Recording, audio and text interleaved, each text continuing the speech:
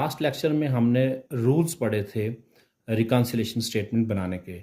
इसमें हम एक एग्जांपल लेते हैं, एक न्यूमेरिकल क्वेश्चन लेते हैं और हम शुरू करते हैं कैश बुक के बैलेंस से। इस क्वेश्चन को हम देखते हैं। Prepare a bank reconciliation statement as on 31 December 2010 of messrs Nadeem and company from the following details. A balance as per cash book overdrawn 54,000। अब इसमें हमारे पास कैश बुक का ओवरड्राफ्ट या नेगेटिव या अनफेवरेबल बैलेंस है और हमें पता है कि कैश बुक का अनफेवरेबल या ओवरड्रॉन या नेगेटिव बैलेंस जो होता है वो क्रेडिट होता है। इसको हल करने के लिए हम उसकी हेडिंग देंगे MS Nadeem and company bank reconciliation statement as on 31 December 2010। Balance as per cash book, हमने देखा ओवरड्राफ्ट है तो ये बैलेंस क्रेडिट है। कैश बुक का ओवरड्राफ्ट बैलेंस क्रेडिट होता है 54,000। इसके बाद हमें ये पता है कि क्रेडिट बैलेंस में जो नुकसानात हैं वो जमा होने हैं और फ़ायदे नफ़ी होने।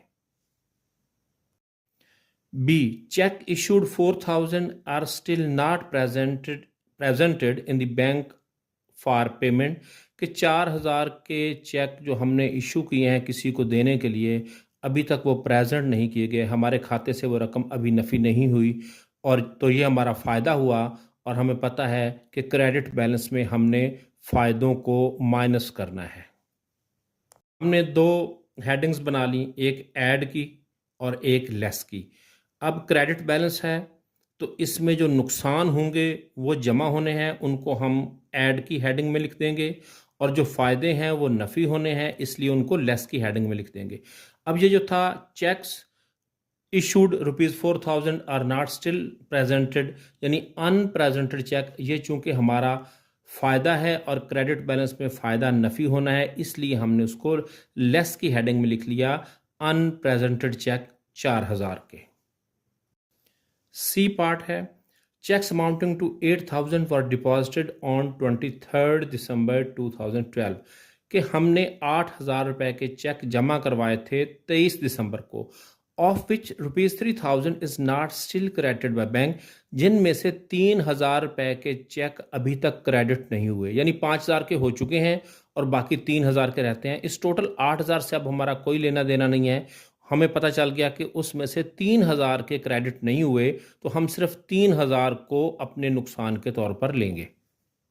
क्रेडिट है और क्रेडिट में नुकसान जमा होते हैं, लिहाजा उसको ऐड की हेडिंग में अनक्रेडिटेड चेक्स जो 3,000 के हैं वो हमने नुकसान था इसलिए ऐड की हेडिंग के नीचे लिख लिए अनक्रेडिटेड चेक 3,000 के।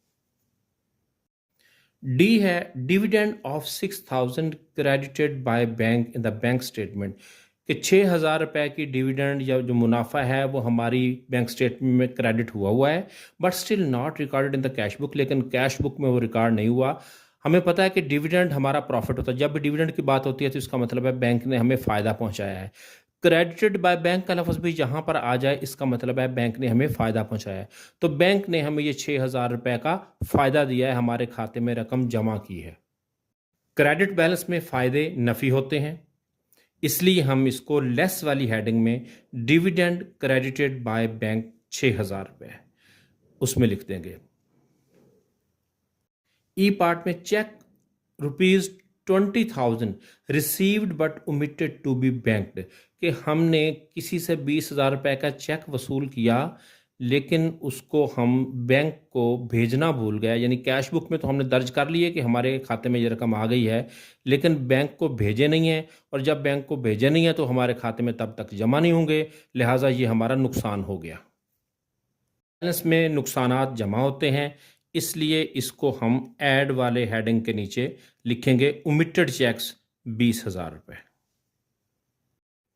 एफ पार्ट में है bank charges 1,300 rupees debited by bank, 1,300 रुपए के बैंक ने हमसे चार्जेस काटे हैं। अब बैंक चार्जेस हमेशा ही जो हमारा नुकसान होते हैं और साथ में डेबिटेड बाय बैंक का लफ्ज़ जहाँ पर आ जाए इसका मतलब भी यही होता है कि बैंक ने हमारे खाते से कुछ रकम काटी है, हमारा नुकसान किया है। क्रेडिट बैलेंस में नुकसानात जमा होते हैं, इसलिए ऐड की हेडिंग में बैंक चार्जेस भी हम लिख लेंगे 1,300।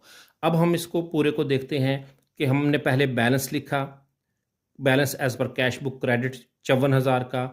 अब इसमें नुकसानात जमा करने हैं, जो हमने 3 नुकसानात देखे कि अनक्रेडिटेड चेक जो हमारे खाते में रकम जमा नहीं हुई 3,000 की, ओमिटेड चेक वो चेक जो हम बैंक को भेजना भूल गए, हमारे खाते में जमा नहीं हो सके 20,000 की रकम वो, और बैंक चार्जेस जो 1,300 रुपये बैंक ने हमसे काट लिए। ये 3 हमारे नुकसान थे।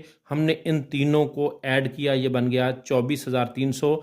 इनको हमने balance as per cash book का बैलेंस चूंकि क्रेडिट है, इसलिए इन तीनों नुकसान के टोटल को हमने जमा कर देना है। तो ये 54,000 और 24,300 मिलकर बन गया 78,300।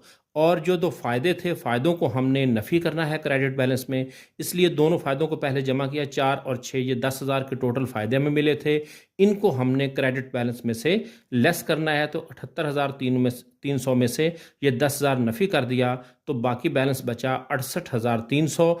अब ये इसके बाद कोई और ट्रांजैक्शन नहीं है, लिहाजा हम इसको लिखेंगे बैलेंस एज पर पासबुक, क्योंकि ऊपर था balance as per cash book, तो नीचे हम लिखेंगे बैलेंस एज पर पासबुक। ऊपर क्रेडिट था तो नीचे लिखेंगे डेबिट। तो हमारे पास फाइनल जवाब आ गया balance as per passbook debit 68,300।